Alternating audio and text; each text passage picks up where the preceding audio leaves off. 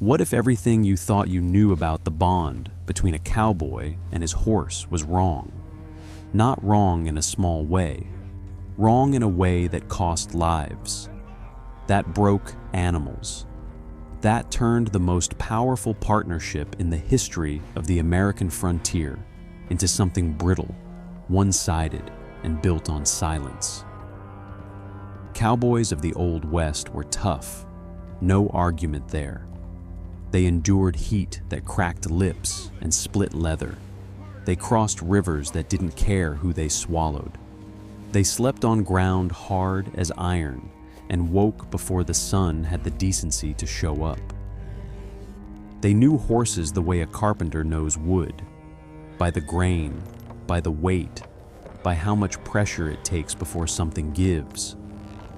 But knowing something and understanding it are two very different things. There were 5 specific behaviors, 5 almost invisible acts that horses responded to on a level deeper than training, deeper than habit, deeper than fear. Things that triggered something ancient and wired into the animal long before the first saddle existed. And most cowboys, no matter how skilled, no matter how experienced, rarely did any of them. The ones who did, they moved differently across the land. Their horses lasted longer, pushed harder, recovered faster. And when everything went wrong, when the storm hit, when the trail disappeared, when the water ran out, those horses kept going. Not because they were forced to, but because something in the relationship had been built that most men never even knew was possible. This is what the horses wished they knew. If this kind of story pulls you in, the forgotten wisdom, the hidden mechanics of the Old West, the things history books glossed over, hit that subscribe button right now. Every week, we go deeper into the world that built America, one overlooked detail at a time. And drop a comment below. Where in the world are you watching this from?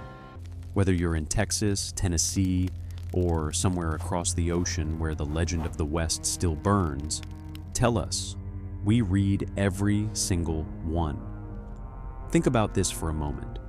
You have no GPS, no veterinarian within 100 miles, no spare horse waiting at the next town. The animal beneath you is not a machine. It cannot be rebooted. It cannot be replaced mid-journey. And it absolutely cannot be fooled. Horses are prey animals. They have survived millions of years not by being strong, but by being impossibly sensitive. Every shift in posture, every change in breathing, every flicker of tension in a human hand translated instantly into the horse's nervous system like a signal through a telegraph wire. Cowboys understood pressure. What most of them never understood was release. The first thing horses love, and the thing cowboys almost never did, is the deliberate, intentional release of pressure at exactly the right moment. Not the absence of pressure, the release of it. There is a critical difference. When a cowboy wanted a horse to turn left, he applied leg pressure on the right side. Basic horsemanship. Every working rider on the frontier knew that, but the release, the split second when the pressure lifts to reward the correct response, that was the language the horse was actually listening for.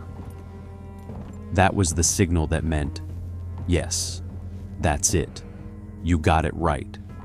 Most cowboys held on too long. The pressure stayed a breath past the moment of compliance.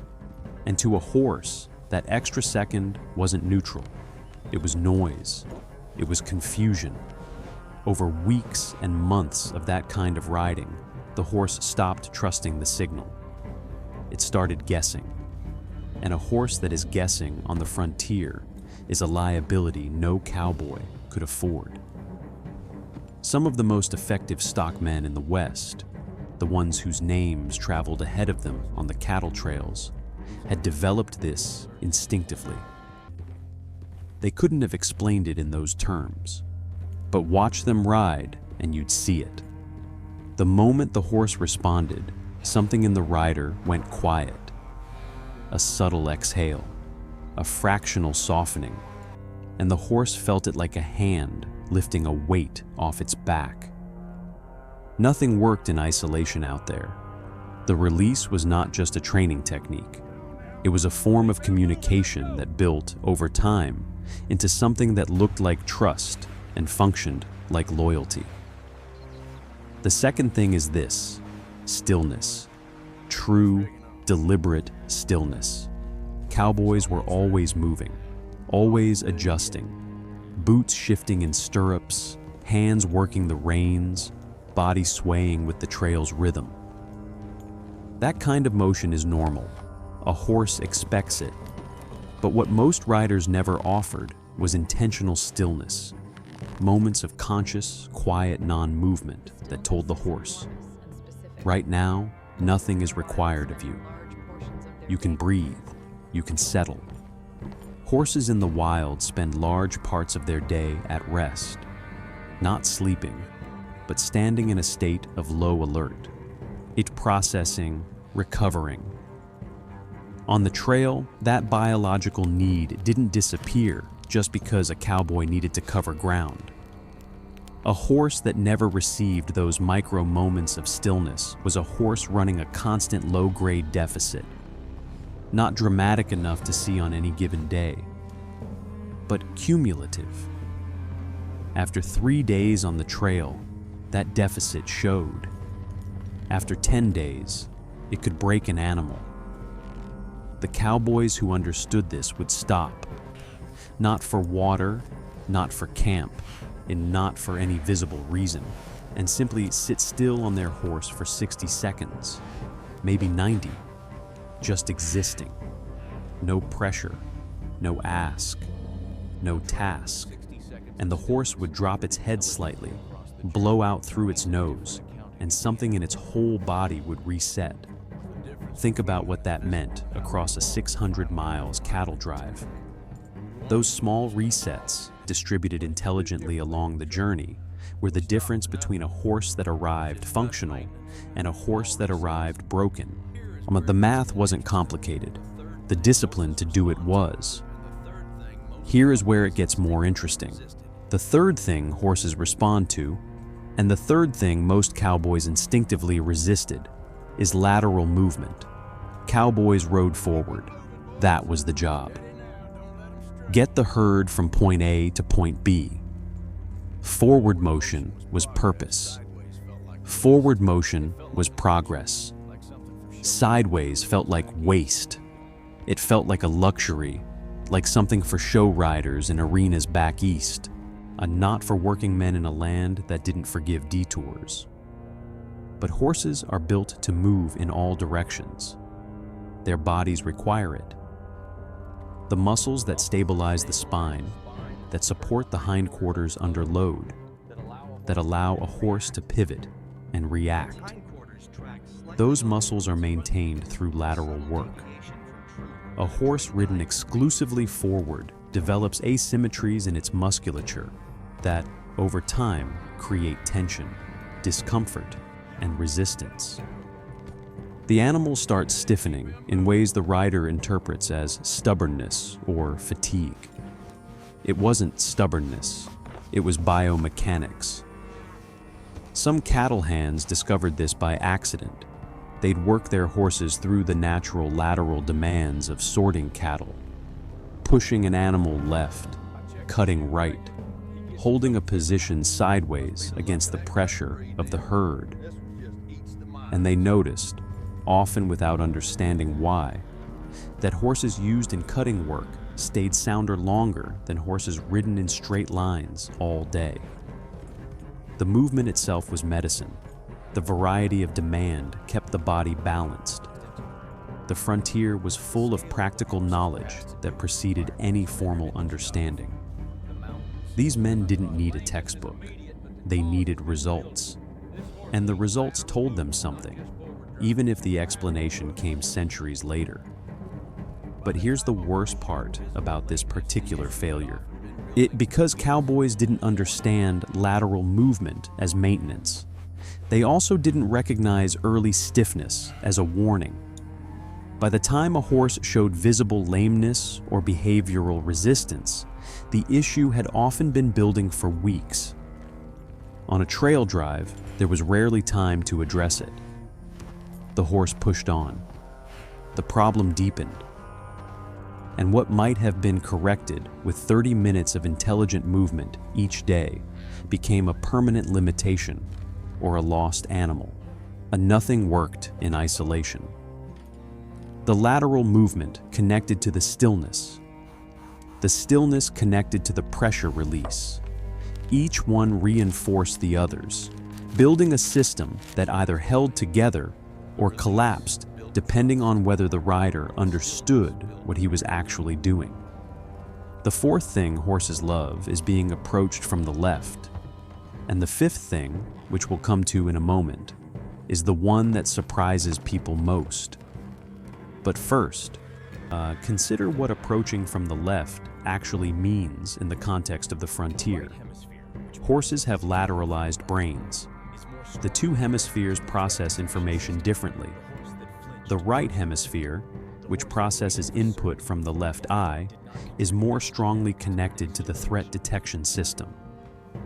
New information entering through the left visual field is more likely to trigger a startle response than the same information entering from the right. This isn't a flaw, it's an evolutionary design. In the wild, a horse that overreacted to a threat on the left was more likely to survive than one that underreacted. Cowboys knew to mount from the left. That was standard.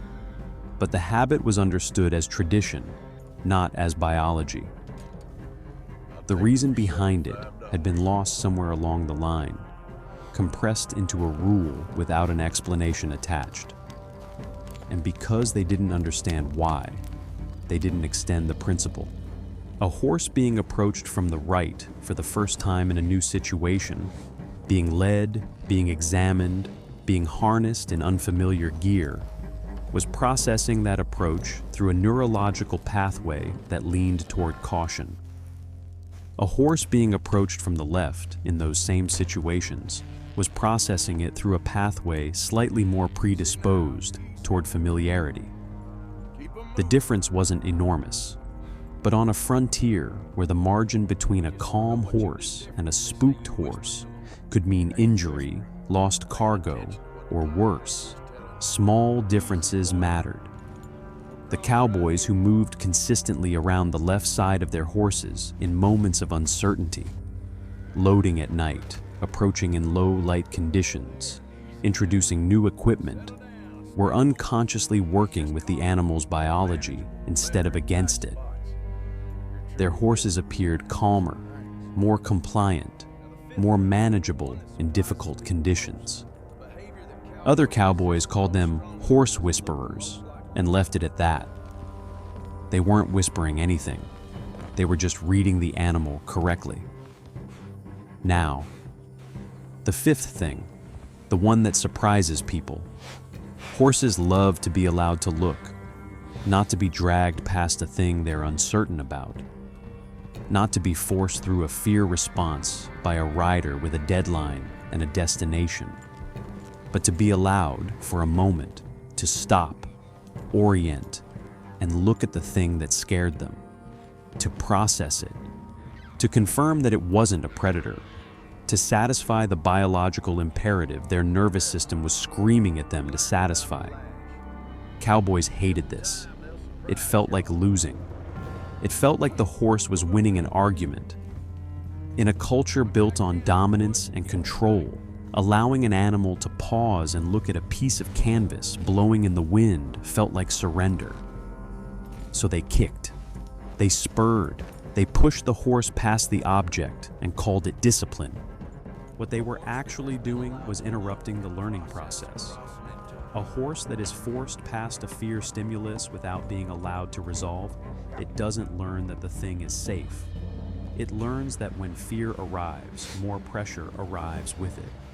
Over time, that horse becomes more reactive, not less. The startle response gets faster and more explosive because the animal has been conditioned to associate uncertainty with escalating pressure.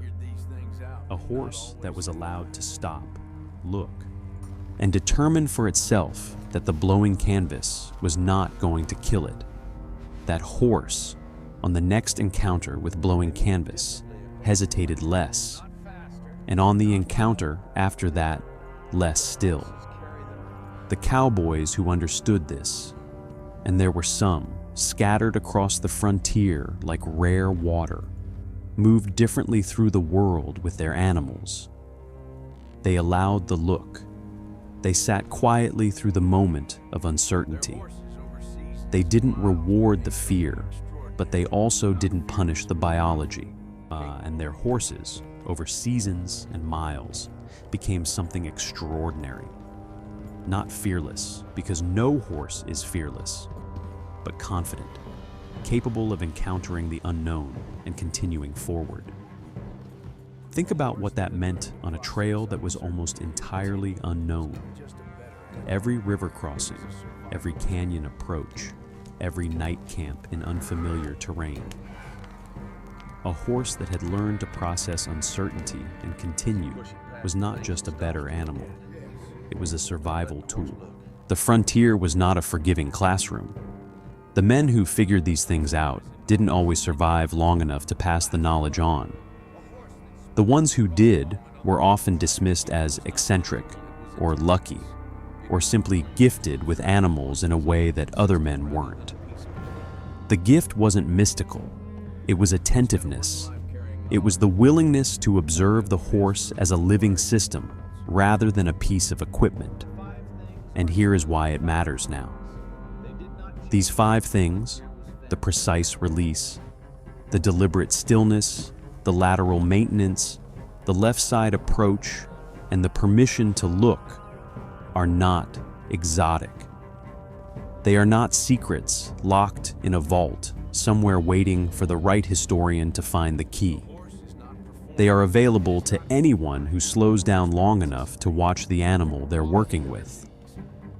What the frontier taught, in its brutal and efficient way, is that the most durable partnerships are not built on force. They are built on fluency, on learning to speak a language the other participant was already using. The cowboys who mastered that language didn't just move faster across the land. They changed the nature of what was possible between a human and an animal. And somewhere in that lesson, in the dust and wind and long silence of the American West, there is something worth holding on to. The horse always knew. It just took the right person to finally listen. If you made it this far, you already know this channel is different. We don't skim the surface. We go down into the foundation of things, the forgotten systems, the overlooked logic, the real mechanics of a world that built everything that came after it. And this story about horses, it is just one thread in an enormous tapestry. There are dozens of stories like this one waiting, about the men who read rivers better than maps, about the supply chains that fed armies across territories with no roads, about the engineering decisions made in the middle of nowhere that quietly shaped American infrastructure for the next 100 years. Every one of those stories has the same structure. Someone figured out something important, and almost no one paid attention. We pay attention here, so if you haven't subscribed yet, do it now. Not because of an algorithm, because you clearly care about the kind of knowledge that doesn't show up in a standard history class. Hit the bell so you don't miss the next one, and leave a comment, not just where you're watching from, though we genuinely want to know that too. But tell us, which of these 5 things surprised you most? Which one do you think the average cowboy was closest to understanding? And which one do you think he never had a chance of figuring out on his own? The conversation in the comments on this channel is always worth reading. Be part of it. We'll see you in the next one.